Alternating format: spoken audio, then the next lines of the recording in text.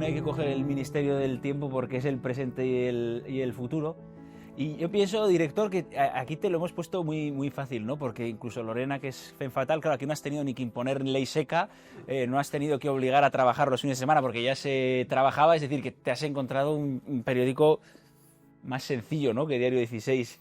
Sí, pero estoy en una batalla que ya empieza a adquirir visos dictatoriales para imponer los párrafos cortos y las frases cortas para que en el móvil se pueda leer bien el periódico, y con la regla de oro de buscar la verdad y respetar la sintaxis, que lo dije, ¿os acordáis? El día, y es que lo de la sintaxis, a mí me parece que la moralidad pública empieza por la buena educación, y la sintaxis es la expresión oral de la buena educación, la expresión escrita y oral de la buena educación. Es la pulcritud, ¿no? Eso. Con eso se ha enfadado mucho el director. ¿Tú cuál ha sido la vez que más enfadado le has visto? Conmigo nunca. O sea, será que tampoco me lo he merecido, creo, ¿no?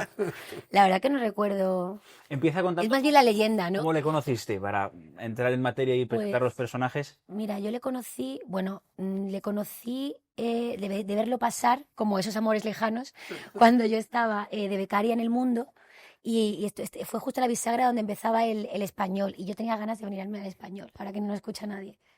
Y luego le conocí aquí porque él se interesó por un artículo mío que estaba publicado en un triste blog, porque no tenía yo soporte entonces, sobre Fernando Múgica, que fue mi profesor de fotoperiodismo en el Máster del Mundo, y tenía un titular como fuerte y emocionante, que era "El 11M me ha costado la vida".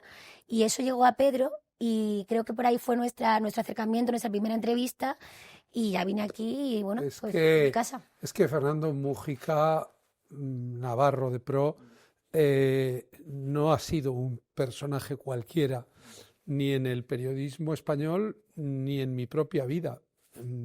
Yo conocí a Fernando en la universidad, en las mismas aulas por las que pasarías tú, cuando recién regresado de Vietnam, donde habías cubierto la guerra para la Gaceta del Norte, enseñó las cámaras y las desmontó delante de todos, y aquello era como si nos estuviera introduciendo en el arcano del reporterismo. Y luego estuvo en el equipo de Diario 16, estuvo en El Mundo en muchos roles, y colaboró en El Español en los ya últimos años de su vida.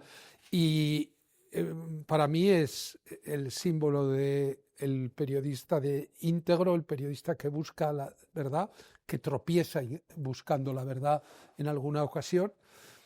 Y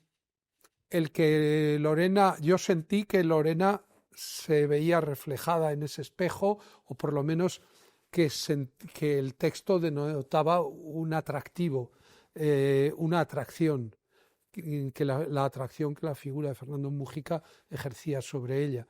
Y creo que esa fue... Sí, era alguien que estaba dispuesto a perderlo todo. Porque tenía esa pulsión de aventura también y de libertad, ¿no? Y era como radical y vanguardista, ¿no? Yo recuerdo cuando vino a clase a darnos su clase magistral, sacó una navaja. O sea, esa fue la presentación. Creo que era una persona muy impactante, y siempre decía que la diferencia entre no hacerlo y hacerlo, eso era él. Y me parece que vivir en ese umbral entre esas dos cosas y al final tender a hacerlo es como una pulsión de búsqueda que tiene mucho que ver con el periodismo que a mí me interesa, ¿no? Y el que también he aprendido en esta casa. Esta casa empieza en el año 2015. ¿Hubo alternativas? No te lo hemos preguntado nunca. ¿Hubo alternativas para el nombre? Porque entiendo que la búsqueda de un nombre cuando se va a lanzar un periódico es algo capital, ¿no?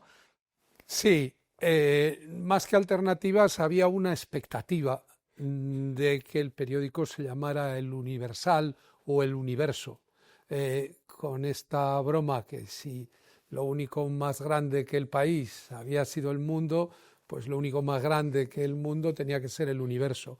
Y es verdad, y llegamos a hablarlo pues por hacer de mentira verdad, o sea, seguir un poco, pero yo tenía muy calada la idea de que en el momento del debate constitucional y político que existía en España a mediados de la década pasada, que desembocó en el Procés y en los acontecimientos de octubre del 17 en Cataluña, reivindicar un sentido constitucional de lo español, engarzándolo con el gran periodismo literario, liberal, conservador a veces, progresista, radical, todas las mutaciones del español en el siglo XIX, me parecía que tenía un valor declarativo y además, oye, llamarse como el segundo o el tercer idioma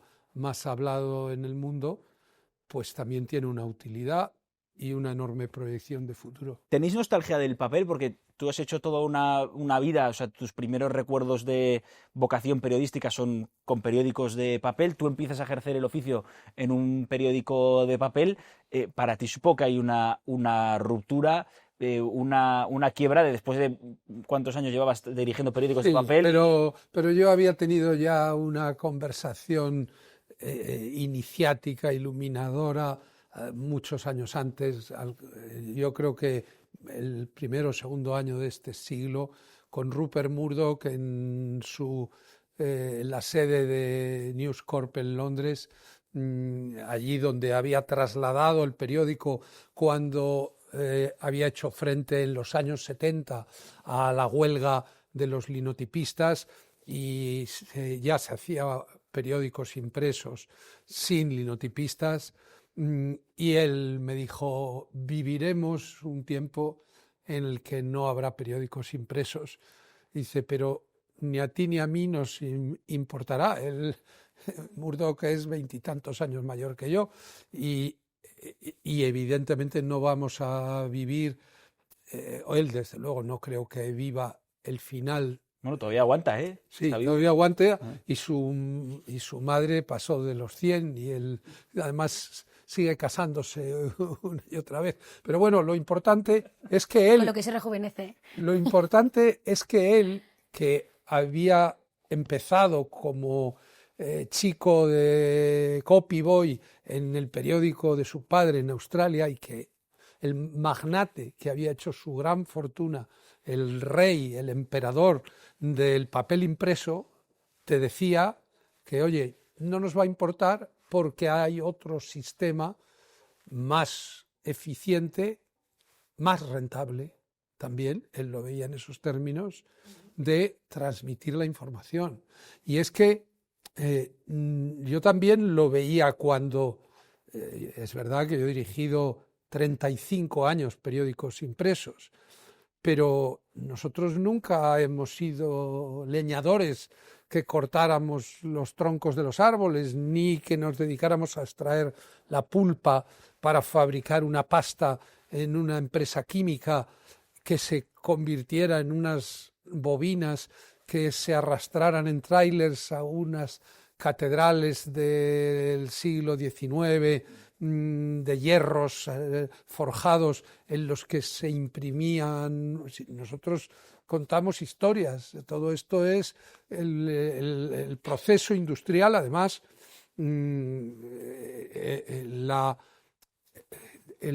rebajar el listón de entrada para poder desarrollar un proyecto periodístico, el que no se necesite esa inversión de capital que requiere una empresa industrial como eran los grandes periódicos, es evidente que está facilitando el pluralismo y que está permitiendo que medios como El Español existan, sean viables y compitan de tú a tú con los dinosaurios del pasado. Esto es la prueba de que sí, la tecnología nos ha creado problemas y la crisis que acompañó a la crisis financiera fue terrible en la profesión. Se perdieron miles de puestos de trabajo, se arruinaron empresas, se desmoronó todo un modelo de negocio. Y eso era el problema que estaba creando la tecnología a un modelo basado casi como los bancos en un numerus clausus. O sea, tú tenías un periódico impreso que conseguía una cuota de audiencia y era como si tuvieras una licencia para imprimir billetes. Era algo muy rentable. Ahora, el volumen, la dimensión de una empresa periodística es mucho más modesta, pero sin embargo hay muchas más posibilidades de sacarla adelante con mucha menos inversión y por lo tanto con mucha menos dependencia de una propiedad vinculada a grandes intereses industriales o económicos. Los problemas que nos creó la tecnología nos los está resolviendo la tecnología y asomémonos con esa mentalidad ahora al precipicio de la inteligencia artificial, porque quien sea capaz de dar el salto con un buen paracaídas, ahí va a haber de nuevo vencedores y vencidos. En realidad, los dispositivos móviles que suponían, yo veía la mano de Dios tocando, el dedo del hombre tocando la mano de Dios en el techo de la Capilla Sixtina y entregándole, recibiendo con un iPad o con un iPhone, porque iba a cambiar nuestras vidas y ha cambiado nuestras vidas los dispositivos móviles. Entonces, ahora lo que tenemos que ser capaces es de adaptar las técnicas de comunicación a estos dispositivos móviles. Por eso yo digo que hay que escribir con párrafos cortos para que la lectura sea fácil en una pantalla relativamente pequeña, pero eso no significa que los textos no puedan ser largos. Desde luego, las fotografías, los vídeos, tienes una capacidad de integrar elementos visuales que enriquecen la información como nunca habíamos tenido. Yo creo que sí, mi generación fue muy afortunada de llegar al periodismo coincidiendo con la democracia, con la transición, cuando existía un marco jurídico, legal, vital, para poder ejercerlo. Vuestra generación es extraordinariamente afortunada de haber llegado en el momento en que el periodismo estaba rompiendo y ha roto las cadenas de un soporte material tan exigente y tan restrictivo como era el papel impreso. Desde luego el prestigio y la solera no está en el formato, sino en el contenido, ¿no? Y ya desde que El Español empezó, para mí el prestigio es que sacar exclusivas como la Operación Kitchen o como el atentado de las Ramblas, ¿no? Que se cubrió de forma magistral. Y ahí es donde se demuestra el valor diferencial del medio, ¿no? No es su soporte. Yo no creo en la Diógenes en este sentido, ¿no? Ni en la nostalgia. Sobre los inicios del Español, el nacimiento del periódico fue una noticia en sí mismo. Se prometía una revolución digital, fue una gran campaña de crowdfunding, el tema de los accionistas, la llegada masiva de currículums, había en la profesión, todo el mundo quería trabajar en el Español, y Lorena y yo tuvimos la suerte de asistir como espectadores a algo muy interesante, que es el nacimiento de un periódico sin tener que estar en la toma de decisiones y ver cómo transcurren las cosas. Y ahí yo creo que hubo un momento muy interesante que fue una pugna generacional, una apuesta de modelos que a veces coincidían pero que a veces eran distintos, y que dio grandes resultados, y otras cosas que no se hicieron. Ahora que tienes la perspectiva y tú también de haberlo visto desde fuera, o sea, ¿en qué cosas crees que acertamos? ¿En qué cosas se hicieron peor? El primer año de vida del Español fue el año más angustioso de mi vida, de mis 45 años como director de periódicos, de mi vida profesional, porque yo era consciente de cuán altas eran las expectativas, cuánta gente se había implicado, se había rascado el bolsillo. Bueno, el primero de todos yo, que había puesto todo el dinero de mi indemnización, pero luego esas 5.000 personas que como pequeños accionistas accedieron al crowdfunding, y todos esperábamos que con este discurso de la nueva tecnología pues brotaran maravillas desde el primer momento. Y eso era lo que intentábamos, sin ser conscientes de que no sabíamos hacerlo. y no sabíamos, sobre todo, utilizar bien la tecnología.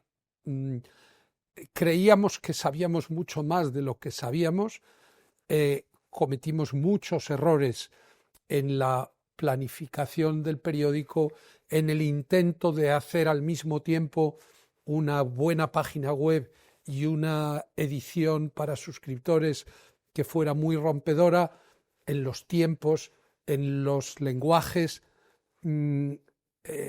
Bueno, yo creo que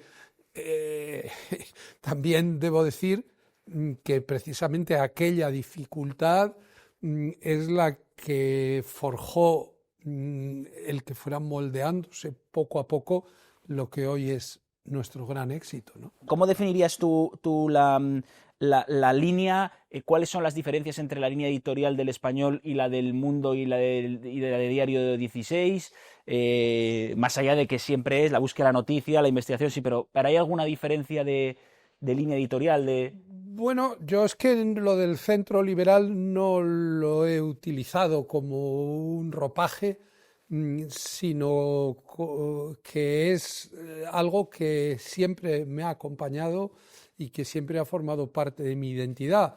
Y no es simplemente ni un talante, la disposición a integrar gente distinta, talentos diferentes, por supuesto, pero no es tampoco solamente una posición relativa en el espectro político, que desde luego que lo es, sobre todo es un conjunto de valores y principios que hemos tratado de defender con coherencia, en el centro de los cuales está la idea de la libertad como el elemento esencial que constituye a la persona humana y que ha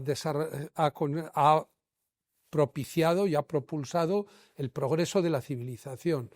Libertad entendida de manera integral, no solo los derechos humanos y no solo las libertades públicas, pero tampoco no solo la libertad de empresa y de enseñanza. Es decir, los que tienen empresas y tienen escuelas tienen que comprometerse también o respetar por lo menos los proyectos que estén vinculados al aumento, al incremento de las libertades civiles y al revés. Entonces, alguien dice, no, Diario 16 era de centro izquierda y El Mundo de centro derecha. Yo creo que no, yo creo que cada uno de esos periódicos, y El Español ha seguido siendo consecuente con eso, ha adaptado esta filosofía, ha aplicado esta manera de mirar la realidad en función de los acontecimientos. La sensación para los periodistas jóvenes desde fuera también era, hay medios que tienen vocación de verdad de pluralidad, ¿no? Y se cabe, ¿no? Y cabe el quijotismo de Dani Ramírez y cabe el folclore punk mío. O cabe mi querido amigo y jefe Cristian Campos y yo, que a priori podría ser que fuéramos antagonistas radicales, y lo que estamos es encantados de conocernos y de debatir.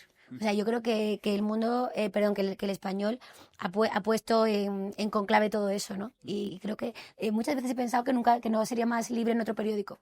¿Qué crees que provoca la mecha del Me Too? ¿Cómo nos ha cambiado como sociedad? Ha tenido partes buenas, pero también partes malas, de convertir los medios de comunicación en tribunales que hacían su trabajo con la guillotina antes que los... O sea, ha habido muchas cosas, ¿no? Al mismo tiempo también nos ha vacunado frente a determinadas actitudes machistas que hace tiempo se toleraban y ahora es impensable que se toleren.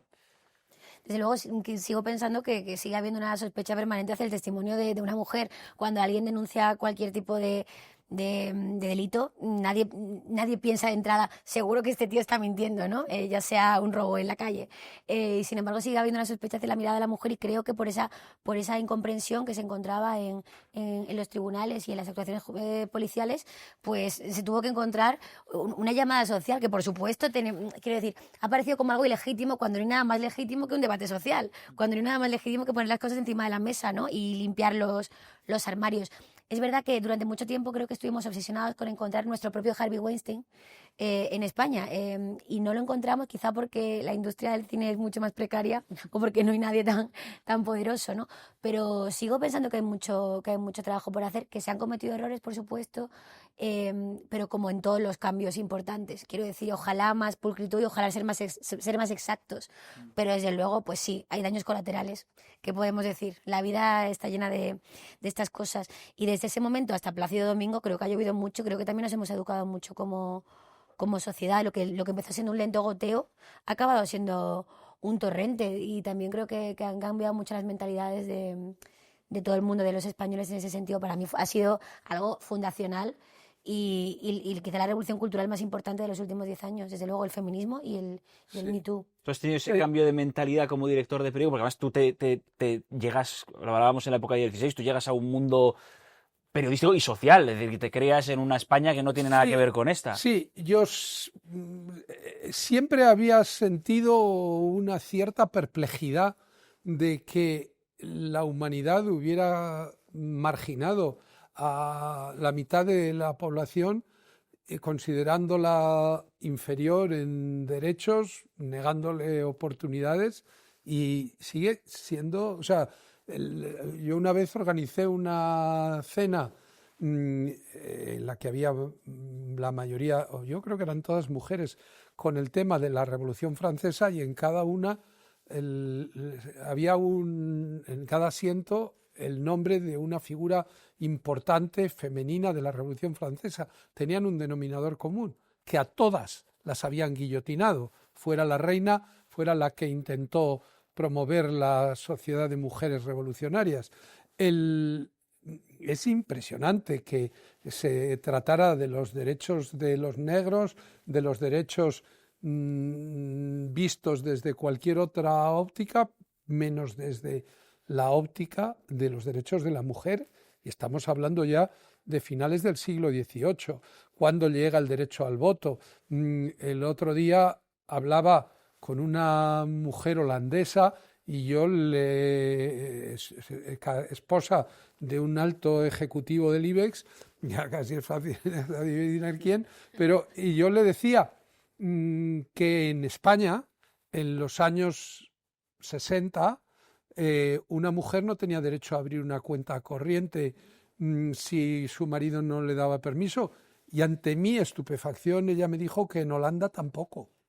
Es decir, que ni siquiera era una cuestión de la dictadura. Es decir, yo he procurado, mucho consenso en yo he procurado siempre medir a las personas por su talento, no porque fueran hombre o mujer. Y tengo que decir que en el español, yo personalmente, pero creo que también el periódico como proyecto, hemos tenido la suerte de encontrar a Cruz Sánchez de Lara e incorporarla como vicepresidenta a el desarrollo del español, porque ella, tanto de su perspectiva como jurista, como activista de derechos humanos, los valores que ella siempre ha promovido, creo que han completado y han de alguna manera hecho más rico, enriquecido nuestro proyecto desde el punto de vista de la defensa de los derechos y las libertades, y que hay dos secciones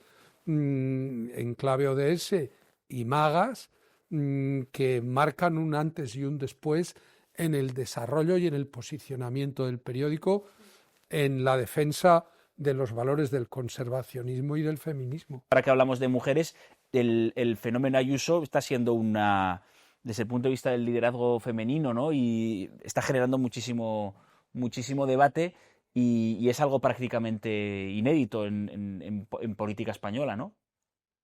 Bueno, ella es una figura muy potente, muy bien dotada para la comunicación política, y está demostrando además también ser una buena gestora de una comunidad autónoma. Creo que supera otros fenómenos anteriores, como el que pudo ser Esperanza Aguirre, con la que de alguna manera entronca desde lo que podríamos llamar el ala derecha del liberalismo. O sea, yo creo que el liberalismo tiene admite muchas sensibilidades y se puede ser genuinamente liberal con cierta capacidad de interlocución con el mundo conservador. Y eso explica que Ayuso haya reducido a la mínima expresión, haya ninguneado prácticamente a Vox en la Comunidad de Madrid.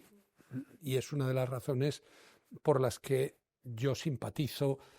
Creo que su posición política contribuye a detener la polarización y el extremismo, aunque a veces parezca que ella misma asume esas posiciones. También es cierto que Ayuso es un fenómeno muy vinculado al carácter cosmopolita, al carácter muy de aluvión, muy abierto de la vida y al mismo tiempo lleno de intrigas y conspiraciones. Y Ayuso además es utilizada siempre desde la izquierda para intentar presentar como débil el liderazgo de Feijóo.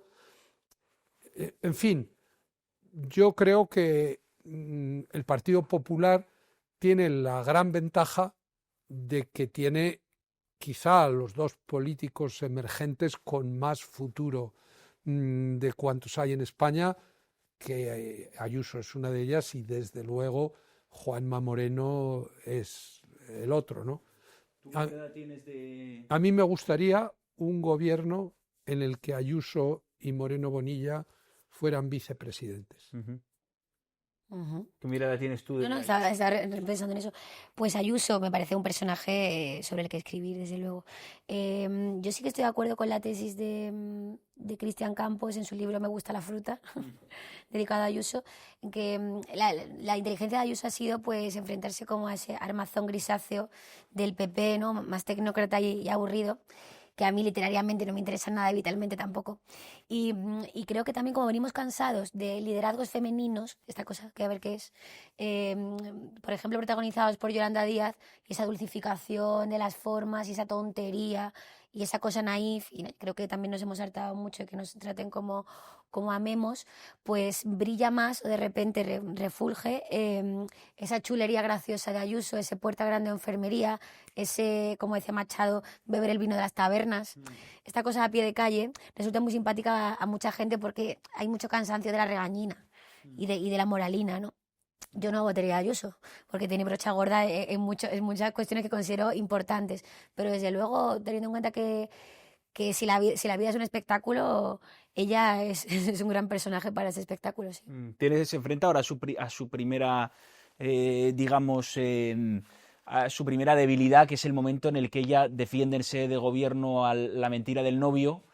Y digo que podría haber dicho, oye, es un ciudadano privado, él responderá ante los tribunales, ¿no? En el momento en el que se vincula a la explicación del novio en sede de gobierno y lo defiende, si el novio es condenado ya tiene un problema político, antes no lo tenía, si no hubiera decidido entrar en esa... Bueno, yo sí, desde luego, eso es así, ese es un elemento, esa es una complicación. Yo creo que forma parte del factor humano que rodea a cada político. ¿Qué debía haber hecho Ayuso? Quizá tuvo mal juicio al defenderle en un momento en que Ayuso es de las que no elude ninguna batalla, ¿eh? O sea, si a Ayuso le dan un guantazo, ella responde con dos. Y entonces no fue ella la que inició la politización de si el novio había defraudado Hacienda o no, que es un asunto sin ninguna relevancia política, porque los hechos habían ocurrido antes incluso de que existiera esa relación entre ellos, y no dejaría de ser la responsabilidad privada. Sería verdaderamente machista si ella no intervino, si ella no tenían bienes gananciales, si ella no obtuvo ningún beneficio, todo esto de que viven en el mismo piso, bueno, es decir, creo que haya habido una exageración en la utilización por parte de la izquierda del episodio del novio contra Ayuso y que ella probablemente se equivocó entrando al trapo. Pero a nadie deba sorprenderle que las equivocaciones de Ayuso sean entrar al trapo. ¿Tú quieres decir algo de los novios? No, es un tema que no. El tema de la pandemia, sin duda el mayor desafío como periódico y quizá también para ti como director, ¿no? Joder, aquello fue inaudito. Claro, no... Aquellas reuniones por Bueno, Skype. pero, o sea, al principio, claro, todo era tenebroso, o sea, todo era, pasamos todos mucho miedo, o sea, por lo que veíamos fuera y por que pensábamos que nos podía pasar a cualquiera. Aquellos momentos claro, ahora cuando se reabre también judicialmente el tema de las residencias, es que hay que recordar que en la ciudad de Madrid se estaban apilando los cadáveres en un recinto destinado a patinar sobre hielo porque los servicios funerarios no daban abasto y que estaba prohibida la asistencia de los familiares a los entierros y que incluso circularon aquellas fotos de cadáveres apilados en los pasillos de un hospital y afortunadamente no eran estaba de Ecuador o de no sé dónde, pero hubo un momento en que creímos que eso podía estar pasando en Madrid y hubo personas que murieron y los que enfermamos, cuando enfermamos no sabíamos cuándo nos íbamos a curar. Es decir, que hubo ese aspecto distópico. O sea, no podíamos imaginar que en nuestra generación fuera a ocurrir algo lleno de referencias a la peste tal y como se vivía en las ciudades de la Edad Media. Sin embargo, a la vez nos dimos cuenta del gran salto que había dado nuestra civilización gracias a las telecomunicaciones.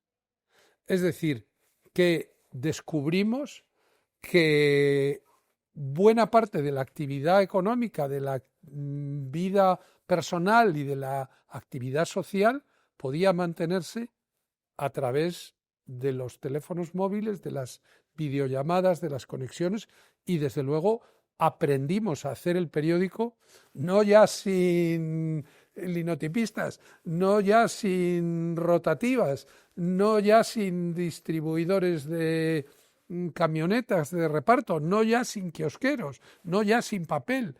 Aprendimos a hacer un periódico sin sede física. Aprendimos a hacer un periódico simplemente porque teníamos la capacidad de comunicarnos en una ciudad virtual, en un entorno virtual que creábamos todos los días. Es verdad que hubo una parte de la redacción que con enorme mérito y riesgo, a veces bordeando en el heroísmo, pues mantenía la cobertura in situ de lo que estaba ocurriendo en los hospitales y iba a los lugares en los que moría la gente y corría el riesgo del contagio. Pero el conjunto del equipo directivo, los que decidíamos si íbamos a hacer, pues de hecho hacíamos las reuniones de manera virtual, telemáticamente, y de hecho una parte de esa cultura permanece ahora con nosotros. Yo hice ayer la reunión de portada desde mi casa porque tenía que ir a una entrega de premios y fue una reunión igual que la que el día anterior o hoy haré de manera presencial.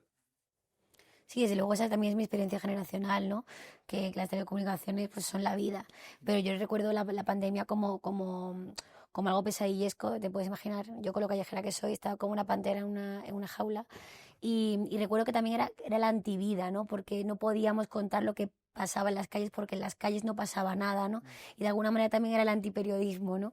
Y era el antientusiasmo, ¿no? Y como yo tengo esa visión del periódico como de esa cosa viva y cambiante a lo largo del día, recuerdo que estaba muy aplatanada, ¿no? Y que lo sacamos adelante, porque además también que creo que el periódico ejercía de una gran compañía para la gente. Servicio público. Desde luego, y más que nunca fue De así. utilidad.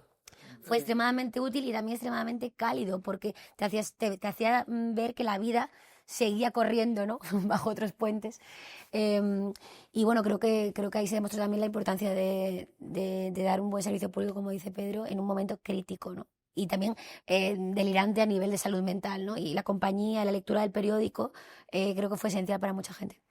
El tema de la inteligencia artificial como último asunto, en el periódico hemos incorporado ahora Perplexity, ¿no? Como herramienta de trabajo. Estamos empezando, pero vamos a ir muy deprisa. Vamos muy rápido. Yo quiero saber sobre esto, no sé mucho, ¿eh? Contadme, por favor, ¿qué Mira, está pasando aquí? yo creo que es otro salto adelante en la civilización humana, otro instrumento que la tecnología nos proporciona, es un servicio de documentación, en el caso de lo que tú dices, Perplexity, extraordinariamente útil, fiable y con atribución de fuentes, pero eso solo es una pequeña parte.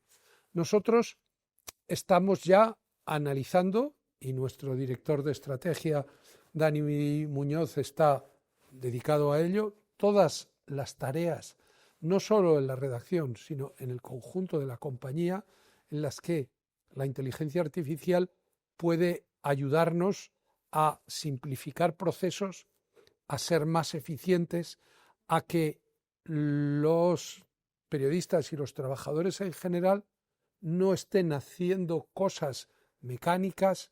Es decir, sobre la marcha se me ocurre, con la inteligencia artificial, Carmen Martín Gaite podría haber empezado a escribir por lo menos a las 12 de la mañana. Es decir, estamos haciendo muchas cosas todavía que la tecnología ya nos permite resolver. En el proceso de edición de textos, no es lo mismo tener que estar repasándose y consultando las fuentes para saber si la cita que has puesto es correcta o no, si te has distraído y has puesto una serie de oraciones subordinadas en las que has terminado generando una falta de concordancia, que si aprietas un botón y hay un asistente de inteligencia artificial que te ayuda a editar el texto en la sintaxis, en la ortografía, en la estructura, en la incorporación de elementos de background y oraciones y elementos subordinados. Hay cantidad de tareas simples que seguimos haciendo en la redacción, la narración de un evento deportivo, la propia narración crónica de los acuerdos del Consejo de Ministros. Sí, o la transcripción de un discurso en directo. O de cualquier acontecimiento deportivo, que eso lo hace la inteligencia artificial, y hay que conseguir que el ser humano se concentre en lo que mejor es capaz de hacer, que es ofrecer valor añadido como consecuencia de su inteligencia y de su capacidad de pensamiento. Yo deseo que todo esto que dices, Pedro, no nos lleve como a la flacidez intelectual. ¿Sabes? Deseo que no nos acomode, deseo al revés que nos inspire, porque es verdad que yo soy muy memorialística, me gusta la memoria, creo en la memoria, pero es verdad que con el tiempo hemos entendido que la cultura no es una acumulación de citas o de autores o de información, porque es como una bulimia, ¿no? Sino que la cultura es la relación de conceptos, ¿no? Y en ese sentido, desde luego la inteligencia artificial nos puede ayudar. Lo que deseo es que no nos aplatane. O sea, el periodista es tanto más sabio cuantas más cosas sabe que no sabe, porque el culmen de la ignorancia es el de quien ignora todas las cosas que ignora. Nosotros somos profesionales de averiguar que ignoramos algo. Y una vez detectada cuál es nuestra ignorancia, la inteligencia artificial puede ser un aliado excepcional para acortar los tiempos y mejorar la calidad de los procesos de argumentación de aquello en lo que creemos. Y dedicarte solo a la creatividad y a lo intrínsecamente humano. Es decir, sí, dignificar y alimentar también es una ocasión para hacer el periodismo literario, ¿no? Quiero decir, la crónica, la mirada propia, ¿no? Que naturalmente implica también grandes riesgos si se utiliza mal, que puede hacer pasar por verdaderos contenidos que no lo son, también. Pero ahí es donde está el desafío y ahí es donde habrá vencedores y perdedores. Tú has dicho que quieres dirigir periódicos 50 años. Nosotros no sabemos si habremos sobrevivido con esta intensidad, pero tú tienes un plan para si un día desapareces. ¿Tú tienes como en la serie o estás sometido a esa tensión? Que decir, nosotros estamos como los españoles en 1973, 74, no sabemos qué va a pasar. Bueno, yo creo que aquí ya tenemos dos ejemplos. Yo dejé de ser director de Diario 16 y se fue al garete. Yo dejé de ser director del Mundo y después de algunos años convulsos, creo que el Mundo ha encontrado un camino que representa la continuidad con el espíritu fundacional y, bueno, yo lo haría de una manera distinta a como lo dirige Joaquín, pero yo creo que el Mundo tiene un director y un buen equipo directivo. El Español tiene un extraordinario equipo directivo y el día que yo no sea el director habrá un director a la altura de ese equipo. Lo importante es que sigamos desarrollando un proyecto que sea viable, que permita que la empresa pueda pagar las 200 y pico nóminas como consecuencia de una actividad que responda a una demanda real de la sociedad, ¿no? Y a propósito, eso de hablar de Succession es muy antiguo. Ahora Tampoco. Perdona, hay que hablar de Mountainhead. Esa no la he visto. Pero es del guionista y director de Succession. ¿Y dónde está esa? Acaba de estrenarse hace 48 horas en HBO. ¿Ya la has visto? Sí, ya la he visto. Y es que hace todo con inteligencia. No, pero bueno, no, 48 horas no, miento. Se estrenó el domingo, o sea, 72 horas o 4 días.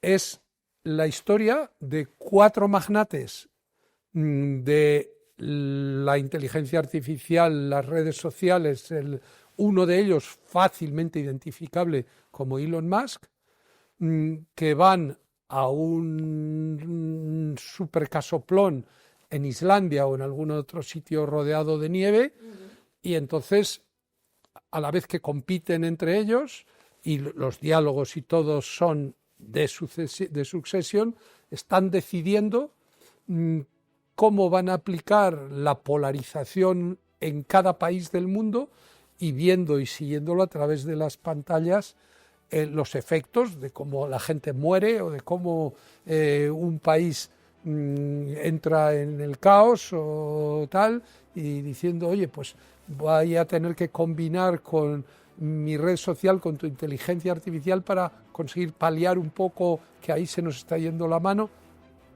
Como el Monopoly, ¿no? en el sentido y en el tono de comedia de humor negro de Succession. Hay que verla.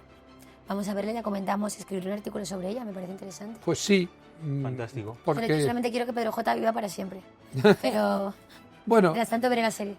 Ahí yo os prometo que voy a estar con vosotros toda mi vida.